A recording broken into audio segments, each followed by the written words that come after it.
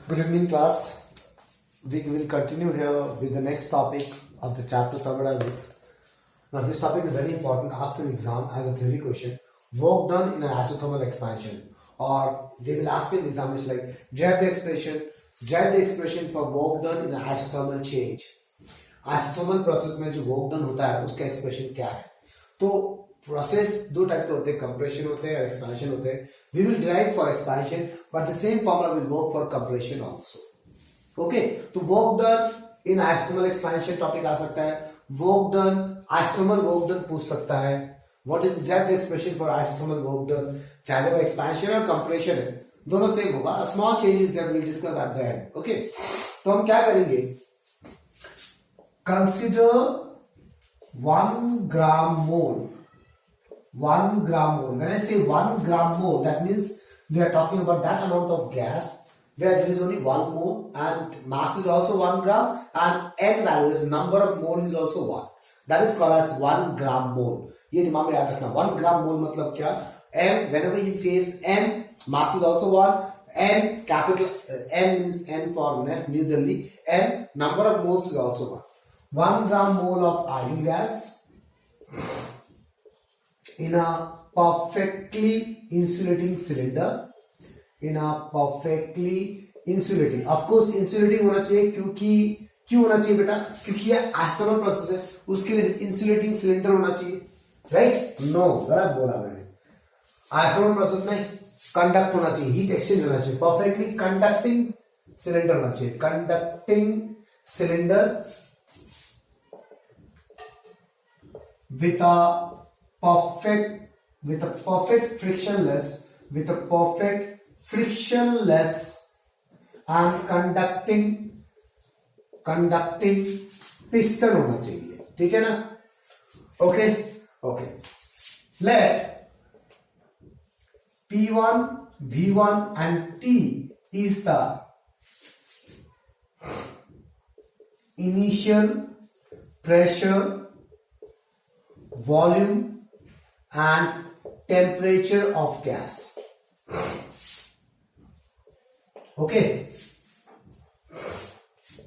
it is expanded isothermally.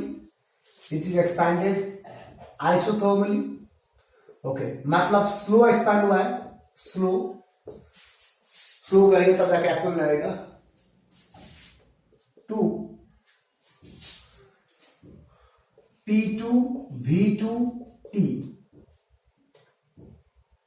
That is final pressure, volume and temperature.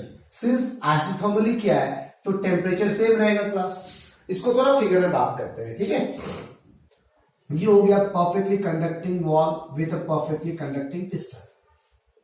इसका initial condition था P1, V1 and T. इसको मैंने क्या किया, इसको एक्सपैंड किया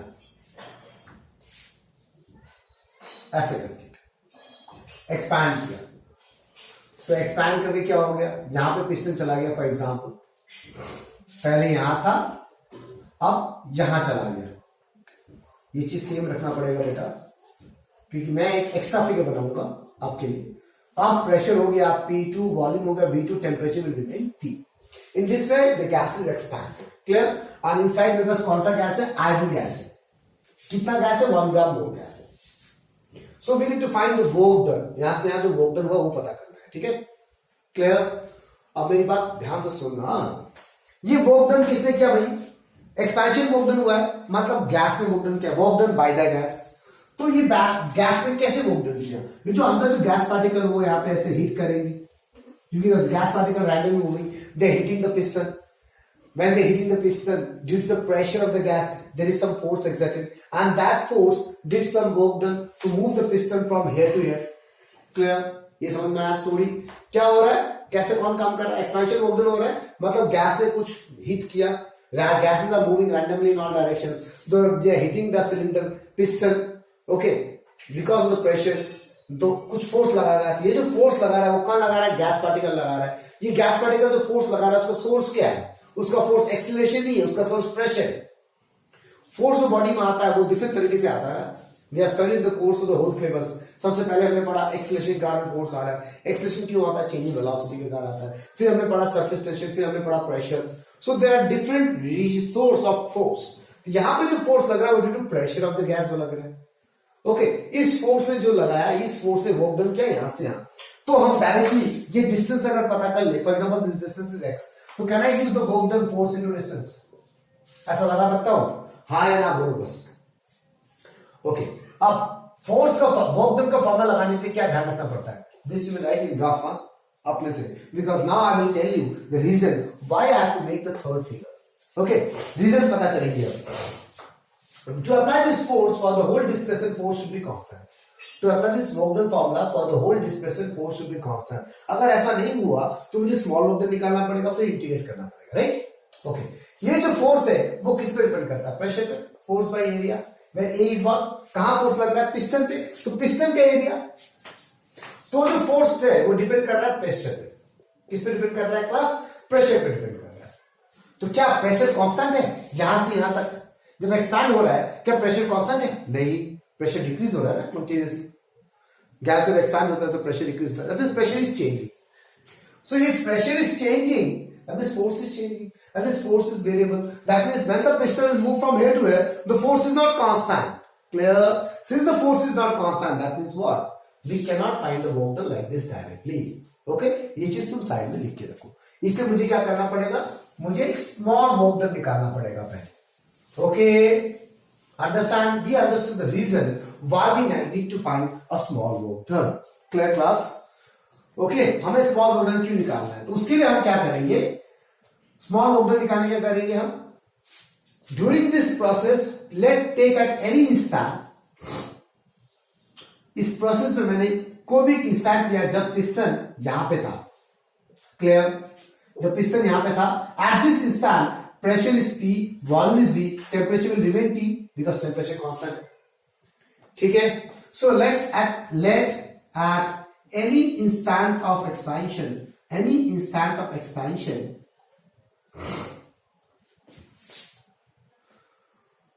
the pressure, volume and temperature of gas are P, V and T। तो मुझे कोई भी इंस्टेंट में क्यों जाना पड़ रहा है, क्योंकि मैं डायरेक्टली वर्क डन नहीं निकाल सकता। क्यों नहीं डायरेक्टली वर्क डन निकाल सकता, क्योंकि वर्क डन लगाने के लिए पूरे डिस्प्लेसमेंट के लिए फोर्स का वैल्यू कांस्टेंट होना चाहिए क्लास, फोर्स का वैल्यू यहाँ पे कांस्टेंट नहीं है, क्यों नहीं है, क्योंकि फोर्स डिपेंड कर रहा है प्रेशर पे, during this expansion pressure is change, do you understand class. Okay, now this pressure P created a force F is equals to pressure into A. Now what is A? A is a cross-sectional area of piston. Okay, ये जो pressure है वो एक force create किया, जो force का value P into A है। Now let this force displaces the piston by a small displacement dx. अब इस स्मॉल डिस्प्लेसमेंट के लिए फोर्स का वैल्यू मैं कांस्टेंट मान सकता हूं, डू यू अंडरस्टैंड क्लास, ये समझ में आया कि नहीं आया, बताओ मेरे को। इस स्मॉल डिस्प्लेसमेंट के लिए तो मैं तो प्रेशर को कांस्टेंट मान सकता हूं, फोर्स को कांस्टेंट मान सकता हूं, क्लियर। तो ये मिड वाला फिगर क्यों बनाया, समझ में आया ना। वर्क डन,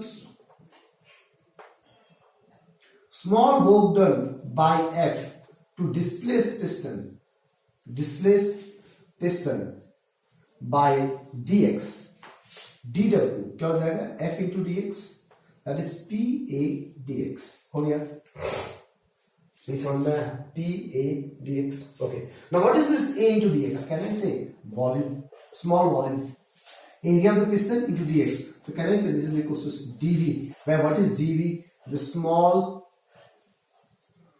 volume displaced, जो वॉल्यूम डिस्प्लेस्ड हुआ, तो मुझे स्मॉल वर्क डन मिल गया क्लास।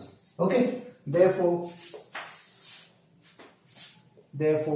टोटल वर्क डन, अगर dv है that means volume is the variable, total work done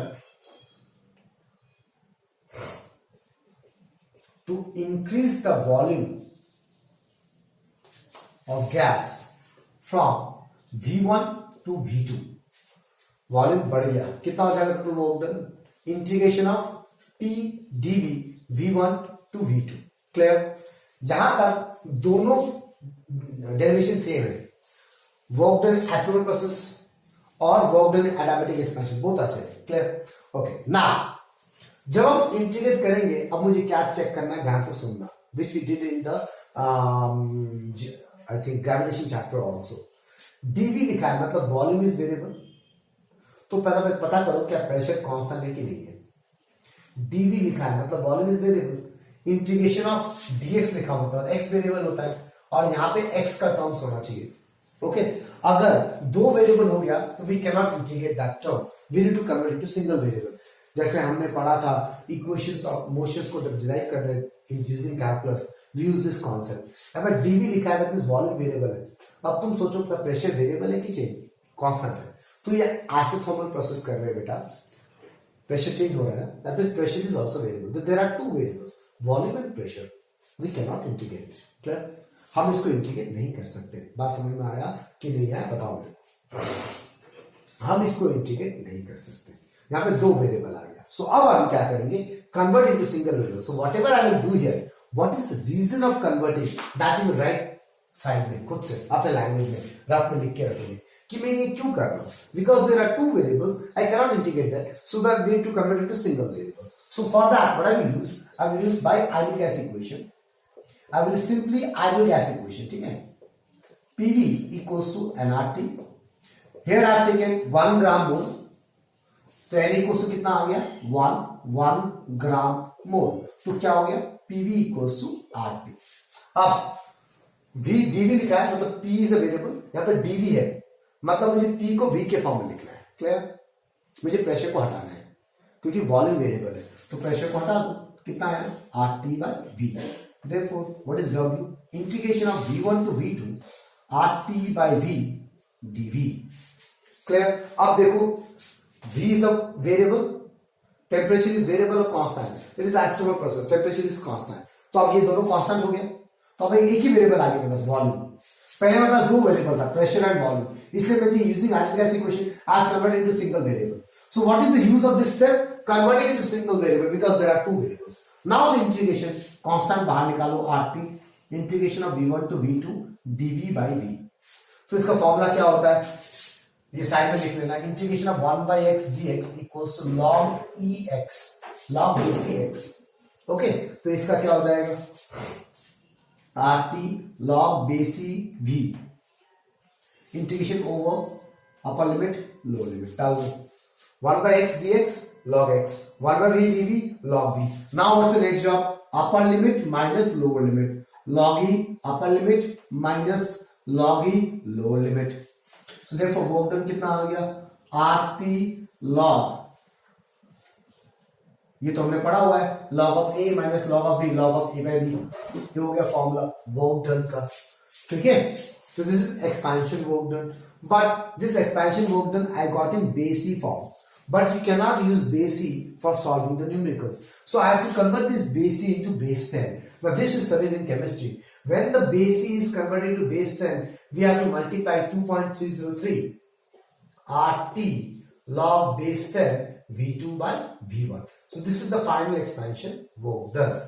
Okay, this is all about the derivation. Now you have to remember few notes. ये जो formula है इसको ऐसे पढ़ना है, work done of expansion is equal to 2.303 RT log base 10 final volume by initial volume. ऐसे पढ़ोगे, V2 V1 नहीं, final volume by initial volume. Temperature एक ही रहेगा, फाइनल इनिशियल सब सेम रहेगा क्योंकि आइसोथर्मल है. ओके, अब अगर मुझे वर्क ऑफ कंप्रेशन करना है तो क्या हो जाएगा, -2.303 RT log base 10 final volume by initial volume, minus आ जाएगा. क्लियर? टू अंडरस्टैंड न्यूमेरिकल्स में क्या करना है, एक्सपेंशन वर्क कैसे पढ़ना है, not V2 by V1, final by initial, final by initial. Clear? So this is all about expansion work done class. Now we'll go to expansion work done isothermally. Okay. Now same derivation करेंगे adiabatic. अब मैं देखो मैं कहां change कर रहा हूं. Work done in a adiabatic expansion also called as adiabatic work done. Adiabatic work done. थोड़ा सा बड़ा होगा. Consider 1 gram mole of ideal gas in a perfectly conducting cylinder with a perfectly conducting नहीं होगा क्योंकि adiabatic है, insulating होगा. Perfectly insulating cylinder with a perfectly frictionless and insulating piston. Insulating piston. Let P1 V1 T1 is the initial pressure, volume and temperature of the gas. It is expanded as adiabatically. It is expanded adiabatically, that is fast, to P2 V2 T2, that is final pressure, volume and temperature. ठीक है बेटा, इतना समझ में आ गया. अब temperature तो change हो रहा है, T1 से T2 हो जा रहा है. ओके, तो मुझे पता है in this case T2 is less than T1, P2 is less than P1. ठीक है. ओके, अब अगेन टोटल वर्क डन में निकाल नहीं सकता क्योंकि प्रेशर चेंज हो रहा है. कि टोटल वर्क डन निकाल, जो हमने पहले थ्योरी पढ़ा, टोटल वर्क डन निकालने के लिए फोर्स इनटू डिस्प्लेसमेंट करना पड़ेगा. क्या ये फोर्स डिपेंड पूरे डिस्प्लेसमेंट के लिए कांस्टेंट है? नहीं है, क्योंकि ये फोर्स डिपेंड कर रहा है प्रेशर पे. Pressure is variable, so force is also variable. So we need to do small work done first. उसके लिए same condition. Let at any instant of expansion, the pressure, volume and temperature gas of the gas are PVT. This pressure P created a force P into A. सब कुछ same. Small work done by force to displace piston by dx. सब कुछ same. Okay, everything is same. Now, the whole scenario will change from here. Total work done to increase the volume gas from V1 to V2. अब क्या होगा? Is this integration of V1 by V1 to V2 P dV. ठीक है class. Okay, अब again there is the same condition. When we start integrating हमें क्या check करना पड़ता है class? How many variables are there. तो डीवी लिखा है, that means there are we is the volume is the variable. तो क्या पीवी वेरिएबल है? हाँ है. एडियाबैटिक प्रोसेस में pressure is also changing, so there are two variables, so we need to convert into single variable. तो हमने isothermal में ideal gas equation करके कन्वर्ट कर लिया सिंगल वेरिएबल में. तो मैं ऐसा ही यहां भी करूं क्या? चलो करते हैं. अब डीवी लिखा है मतलब वॉल्यूम वेरिएबल, टेम्परेचर भी तो वेरिएबल है ना एडियाबैटिक प्रोसेस में. टेम्परेचर भी तो चेंज हो रहा है. पहले हमने आइसोथर्मल प्रोसेस किया था, इसलिए हमने इस फॉर्मूला को यूज करके कन्वर्ट कर दिया, क्योंकि इस फॉर्मूला में टेम्परेचर कांस्टेंट था. तो अगर मैं इसको यूज करूं, यहां पे एक ही वेरिएबल है volume. Temperature was constant in isothermal process, but in adiabatic process temperature is not constant. Do you understand class? That means we can not use this method to convert it to single variable. Yes, we need to convert it to single variable because we cannot integrate at this point. But this funda will not work. ये फंडा काम नहीं करेगा, क्योंकि अगर मैंने ये फंडा लगाया फिर से दो वेरिएबल आ गया, temperature and volume. Do you understand class? तो अब हम क्या करें बेटा? मुझे तो सिंगल वेरिएबल में कन्वर्ट तो करना है, but if I use ideal gas equation I can not convert into single variable. There is a problem. Do you understand? So what to do now? क्या करें हम? तो सिंस आइडियल गैस इक्वेशन काम नहीं कर रहा, I will use adiabatic equation. So by adiabatic equation we say P V to power gamma equals to constant. तो P को हटा दो, k by v to power gamma हो गया. तो हमारे पास हम we have to understand, we have to don't mug up, we have to understand that if we use ideal gas equation, I am converting the pressure into temperature, but temperature is again variable in case of adiabatic curve. That means we are converting not into single variable. मैं pressure और volume को convert करके temperature volume में ला दिया, फिर से दो variable आ गया, लेकिन मेरे को तो सिंगल वेरिएबल चाहिए, इसलिए हम एडियाबैटिक इक्वेशन में चले जा रहे हैं. Therefore, what is work done now? Integration of V1 to V2 K V to power gamma dV. इसको इंटीग्रेट करो, K V to power minus gamma dV integration of V1 to V2. अब मेरी बात ध्यान से सुनना. ये कौन सा फॉर्मूला लगाएंगे? Integration of x to power n dx dV V to power n. Formula क्या होता है? x to power n plus 1 by n plus 1. ये लगाओ formula. K V to power minus gamma plus 1 by minus gamma plus 1. Integration is over. Lower limit, upper limit. Now K divided by constant बाहर निकालो. 1 minus gamma बाहर. क्या बचा? V to power 1 minus gamma minus v1 to power 1 minus gamma. क्या किया? In the place of variable upper limit 1 minus gamma, lower limit 1 minus gamma. इसको मैंने पहले बाहर निकाल दिया. This is the work done. Clear class? अब मेरे पास वर्क डन फॉर्मूला आ गया बेटा, ठीक है, but I got the work done formula in terms of K. I don't want my work done formula in terms of K. I want my work done formula in terms of pressure and volume. Clear? तो अब हम क्या करेंगे, हम इसको, तो next process क्या है, फिजिक्स नहीं है इसमें कुछ, तो के को मल्टीप्लाई कर दो. K V to power 1 minus gamma minus K v1 to power 1 minus gamma. ठीक है? अब by adiabatic equation I can write like this. I need to remove k. By adiabatic equation can write like this. P1 v1 to power gamma equals to P2 v2 power gamma equals to k. ये दोनों value k होगा. तो why I am doing after this these things? To convert my expression in terms of pressure and volume. Clear? Okay. तो अब हम क्या करेंगे? Work done equals to 1 by 1 minus gamma. In the place of this k is with v2. So I will write P2 v2 power gamma into v2 power 1 minus gamma. In the place of k I am writing P2 v2 power gamma. क्योंकि हमें 2 वाला term है minus 1 वाला term है, तो क्या लिखेंगे P1 v2 power gamma into v1 to power 1 minus gamma. Clear class? इसको सॉल्व कर लो. Gamma plus 1 minus gamma, gamma cut जाएगा. So 1 by 1 minus gamma P2 v2 minus P1 v1. Clear class? This is the work done formula. So this is one work done formula in terms of pressure and volume. Now I can convert this in terms of temperature by ideal gas equation. We can say PV equals to nRT, but here what is that? N is 1 gram mole. मुझे पता है. So what is PV? RT. तो work done क्या हो जाएगा? 1 by 1 minus gamma RT2 minus RT1. P2 V2 equals to RT2. P1 V1 equals to RT1. लिख सकता हूं मैं ऐसा. तो this is the final expression which we use in numericals. R by 1 minus gamma T2 minus T1. Okay, this is adiabatic work done. समझ में आ गया class? देखो ऑलमोस्ट सेम था, गलती यहां से, चेंजेस यहां से हुआ. क्या पहला चेंजेस हुआ? वहां पे यहां भी 2 वेरिएबल है. आइसोथर्मल वर्क डन में भी यहां पे 2 वेरिएबल था. एडियाबेटिक वर्क डन में भी यहां पे 2 वेरिएबल था. तो मुझे इसको सिंगल वेरिएबल में कन्वर्ट करना था. तो आइसोथर्मल वर्क डन में मैंने आइडियल गैस इक्वेशन यूज किया, क्योंकि वहां पर मैं प्रेशर को टेम्परेचर के फॉर्म में कन्वर्ट कर पाता था, और टेम्परेचर इस आइसोथर्मल प्रोसेस में कांस्टेंट था.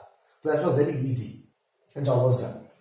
यहां पे क्या हो रहा था? If I use ideal gas equation, again 2 variable convert into 2 variables आ जाता था, क्योंकि तब मैं प्रेशर को टेम्परेचर के फॉर्म में कन्वर्ट कर रहा था, और यहां पे टेम्परेचर आ रहा था. फिर से 2 वेरिएबल था, volume and temperature. Clear?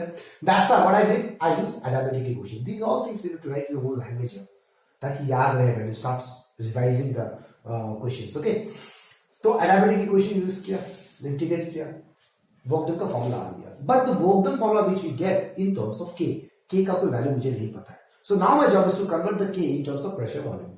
So I'm multiplying the K and I'm writing. Again I'm using adiabatic equation. Where we have 2, I'm writing the 2 expression. Where we have 1, I'm writing the 1 expression. I got the pressure volume from work done. But we don't use in numericals pressure volume work done, because अगर मैं ये formula use करूं, मुझे pressure volume 2 parameters चाहिए एक system का.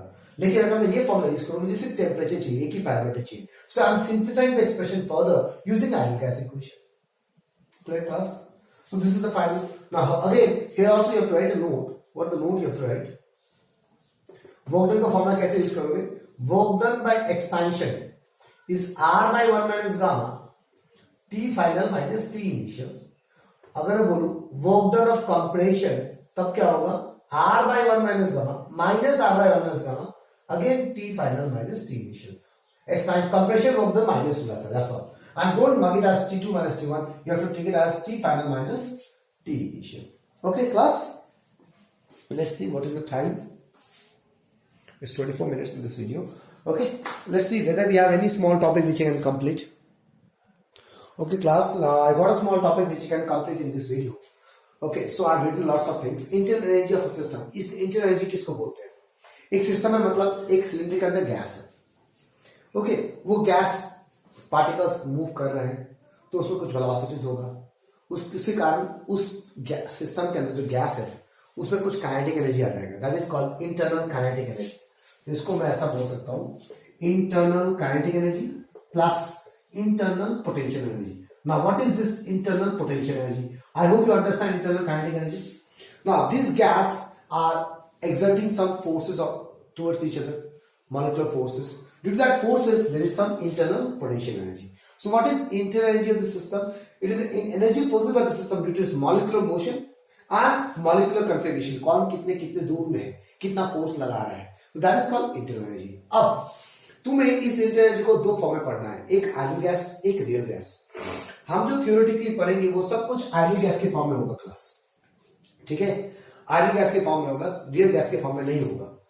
For ideal gas what happens ना, ideal gas में हम मानते हैं there is no intermolecular forces. तो अगर कोई इंटरमॉलिक्यूलर फोर्सेस नहीं है, मतलब जो इंटरनल पोटेंशियल एनर्जी होगा जीरो होगा। That means internal energy of the system for ideal gas is only kinetic energy, no potential energy, ठीक है। अब ये जो काइनेटिक एनर्जी है वो मोशन पे डिपेंड करता है, वेलोसिटीज पे डिपेंड करता है, और वो सिर्फ टेम्परेचर पे डिपेंड करता है। जितना सिस्टम का टेम्परेचर बढ़ेगा उतना ज्यादा वेलोसिटी आएगा बॉडी में, उतना काइनेटिक एनर्जी बढ़ेगा। सो जो काइनेटिक एनर्जी है वो डिपेंड करता है सिर्फ टेम्परेचर पे। तो मुझे पता है इंटरनल काइनेटिक एनर्जी डिपेंड करता है टेम्परेचर पे। इन अदर वे अराउंड करें से इंटरनल एनर्जी डिपेंड करता है टेम्परेचर पे if you talk about ideal gas, क्योंकि kinetic energy itself is internal energy, क्योंकि there is no potential energy, there is no internal potential energy. So हम कभी कभी हम क्या बोलते हैं, internal energy of the ideal gas is only depending on temperature, okay. अब अगर रियल गैस की बात करूं तो रियल गैस में दोनों होते हैं, काइनेटिक एंड पोटेंशियल बोथ आते हैं।